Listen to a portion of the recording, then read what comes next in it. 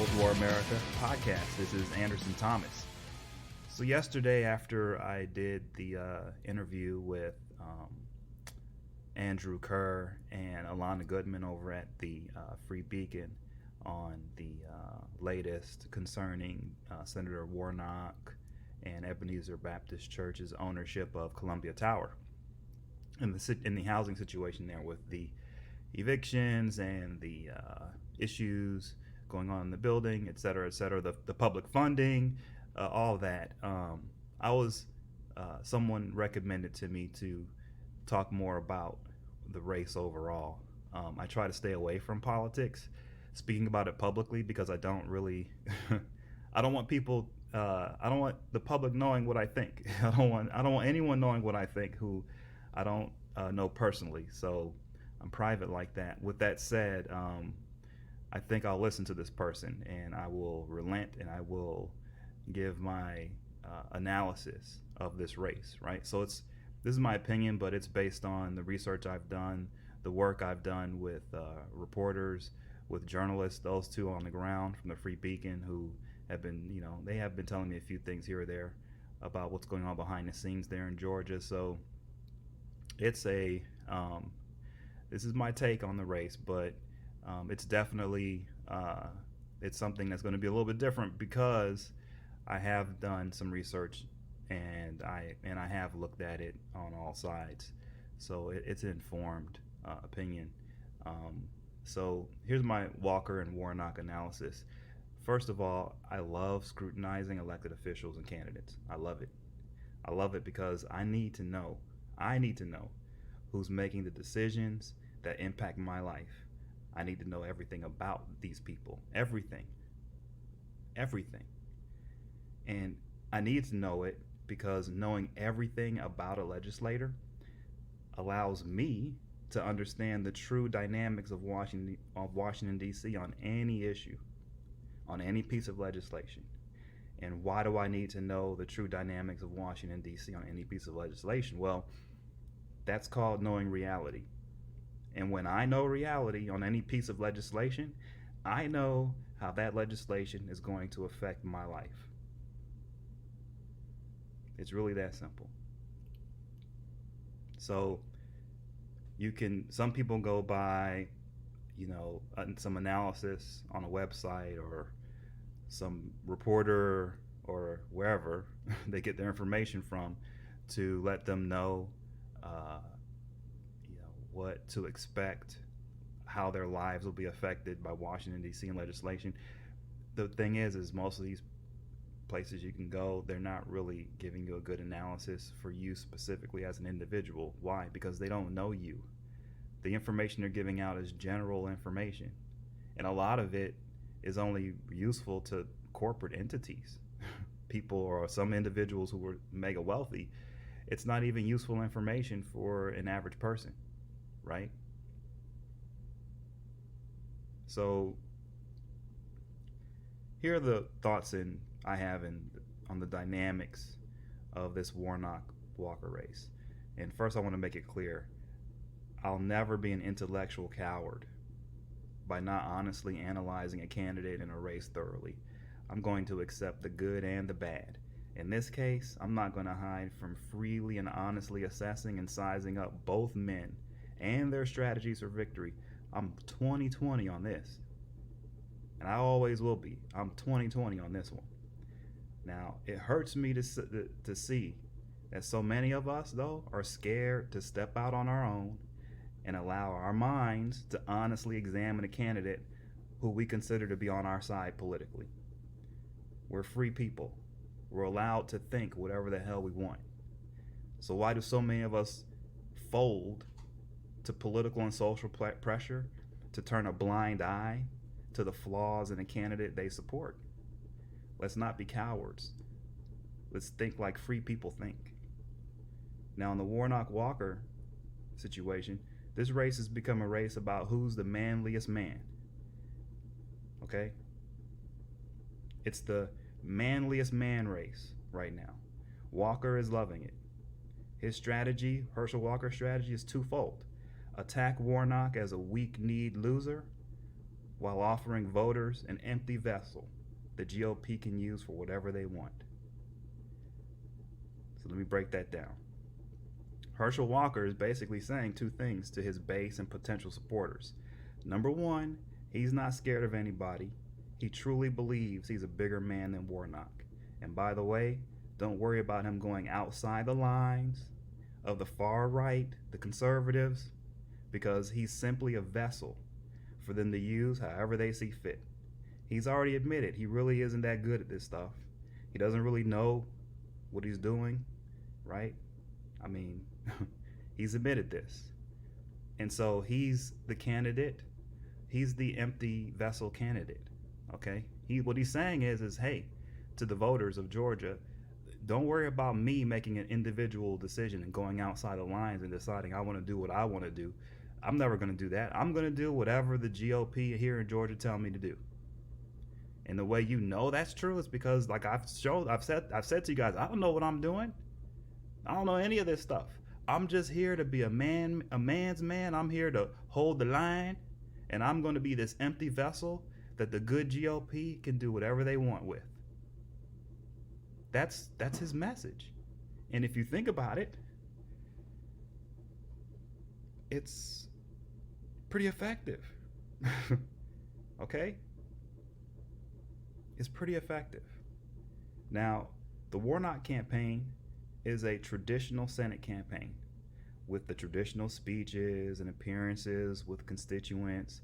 He's the smart, responsible man of the cloth who's bringing some sanity and honesty to Washington, D.C. He's the perfect candidate in many ways. As far as traditional campaigns go, Warnock ignores the attacks on his manhood by Walker. Warnock's strategy is to stay above the fray, continue to carry the image of being the next MLK, a modern MLK. In football terms, and I love football, but in football terms, this would be playing it safe on defense. This would be a bend but don't break defense, right? This would be a prevent defense that Senator Warnock is employing here. And think about that for a second. Herschel Walker, in his professional career as a football player, he always faced defenses that were like this, bend but don't break defenses. He had to see them a million times in the NFL, right? He had to see them a million times in college. Bend but don't break, right? He knows how to attack those types of strategies. The strategy that Warnock is employing is one that Herschel Walker is very familiar with, believe it or not. Now, football isn't politics, but the strategies employed in football really do translate to the real world.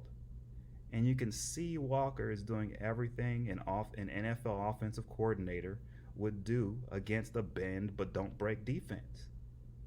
He's basically eating Warnock alive.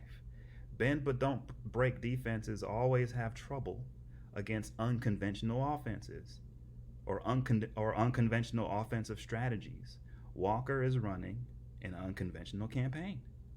Bend but don't break defenses are susceptible to hyper-aggressive offensive strategies as well.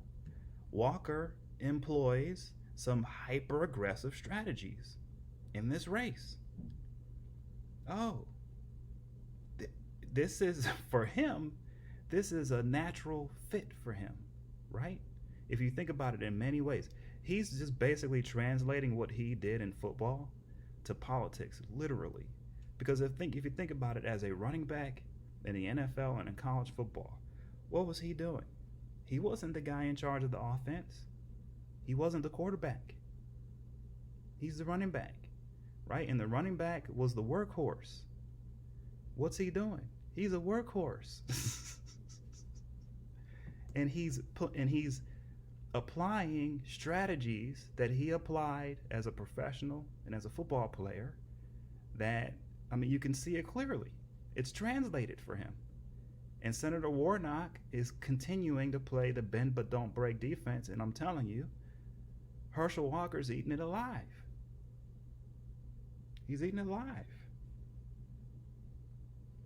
You know, a bend but don't break defense is a defense that forces the opponent to make gains in small increments, forcing them to have to execute play after play after play for little tiny gains.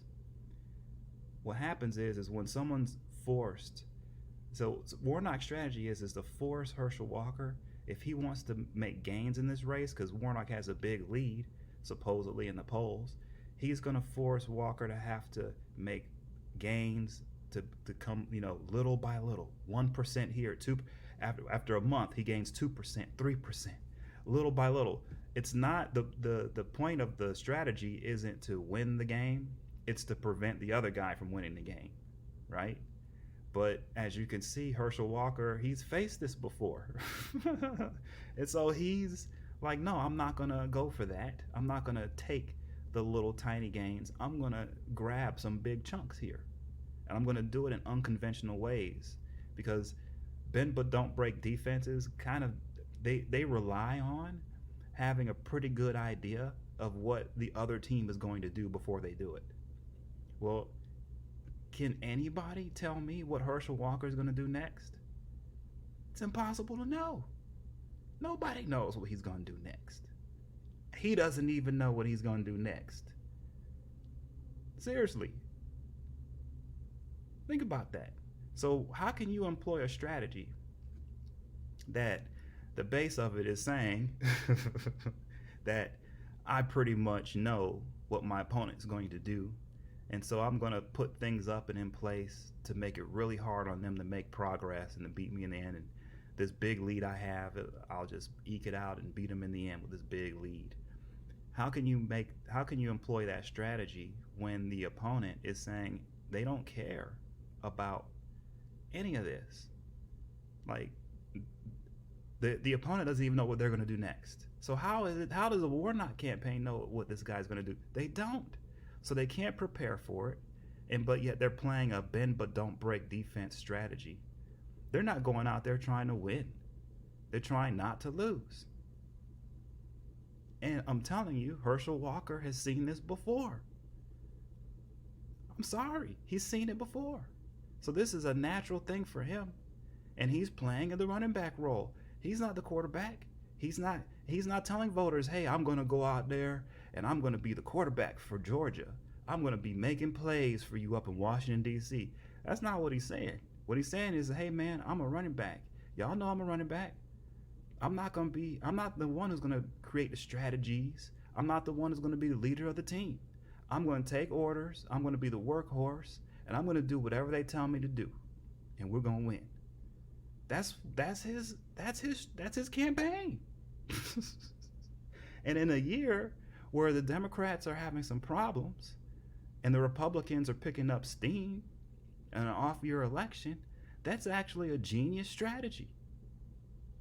All right? So I'm looking at this race and I'm saying, well, unless Senator Warnock wakes up and realizes that bend but don't break defense isn't going to work against an unconventional offense that's hyper aggressive, it's not going to work. So he needs to bring his safeties up into the box. Okay, what does that mean? He has to stop playing defense. He has to turn his defense into an attack. He has to bring his safeties up in the box. What that means is when you bring your safeties up in a box in defense, you're saying to the offense, I'm not going to let you run the ball. I'm not going to allow your running back to win the game. Now, I'll let you throw the ball deep because the safeties are back there to prevent these long, big, huge strikes down the field, these big plays down the field, right? You bring the safeties up towards the line of scrimmage, towards where the running back is, and there's no one back there to stop the big play from happening. Well, if you're Raphael Warnock and you're a pastor, what big play is going to happen against you? There's no big play going to happen against you, man. Come on.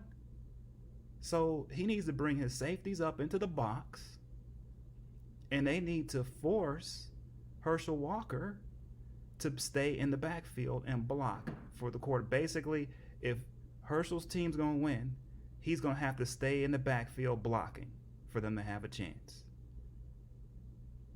That's it. That's the only way. That's what's going to happen, right? For Warnock to turn this around, I believe. If he continues to play this bend but don't break, this prevent defense, look, Herschel Walker is going to continue to eat him alive, and it's going to be done deal. So I don't have a horse in the race. This is just my analysis, all right? And I think it could go either way. But for Warnock to win, he's going to have to go on offense. He's going to have to attack this strategy that Herschel Walker has employed head on. I don't know how they're going to attack that. Like, I could give some advice, but I'm not. That's their race, right? But they're going to have to go on the attack. And Senator Warnock is going to have to act like he wants this. You know, some people are so nonchalant. Sometimes they come across like they don't really want it. Does he really want to be a U.S. Senator? I don't know. He doesn't act like it. Herschel Walker wants to be. You could see that man is out there with reckless abandon, doing whatever, clawing, scratching, do whatever it takes. I don't know. I think the senator needs to take a look and reevaluate. His team needs to reevaluate and take a different approach here. That's my analysis. So I give you this because I was asked to provide it. I don't know if I did good with this or not. I don't know.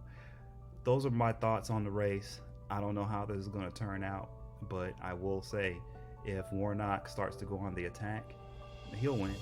If he continues with the bend but don't break, he's going to lose. It's my opinion. Thanks again for joining. Please subscribe, please share, and please like. Really appreciate it. Talk to you guys next time.